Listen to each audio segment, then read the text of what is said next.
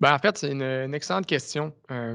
Si on pourrait imaginer 2 histoires. La première, un superviseur sans outils.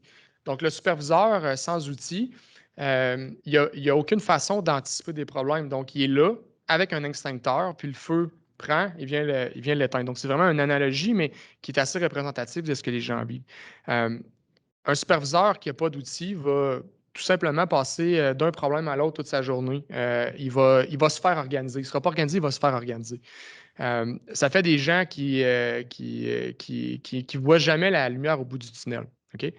Et ça fait quoi? Ben, un problème réactif, donc qu'on a constaté une fois qu'il est arrivé, va avoir beaucoup d'impact parce que le problème est arrivé.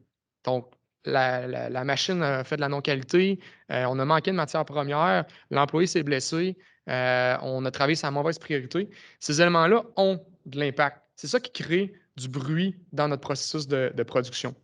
Hem L'avantage d'avoir des outils de contrôle, puis encore là, les outils de contrôle, on préfère avoir des outils de contrôle qui nous permettent de voir le futur. Il y a pas énormément d'outils qui nous permettent de voir le futur.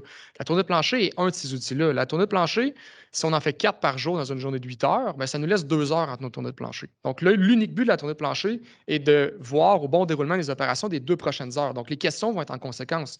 On va vouloir valider que l'employé est en poste, qu'il a tout le matériel, qu'il a toute l'information, qu'il connaît sa prochaine priorité, qu'il produit de la qualité, qu'il respecte les processus, qu'on détecte les écarts par rapport au plan, et cetera, et cetera. Si ces questions sont posées dans une optique future, on va les détecter dans le futur. Donc, après la tournée, on aura le temps de prioriser et de prendre les bonnes actions correctives.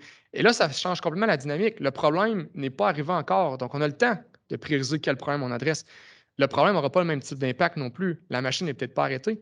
On n'a pas encore produit la non-qualité. L'opérateur ne s'est pas blessé encore. Et ça fait en sorte aussi que le superviseur peut planifier à quel moment dans sa journée il va prendre action sur les actions correctives. Et ça change complètement la dynamique parce que maintenant, on peut structurer aussi l'agenda typique du gestionnaire. On sait quand il fait ses tournées, on sait qu'il va avoir besoin du temps de résoudre des problèmes, on sait qu'il doit se préparer une réunion, on sait qu'il doit réviser des processus, etc., etc.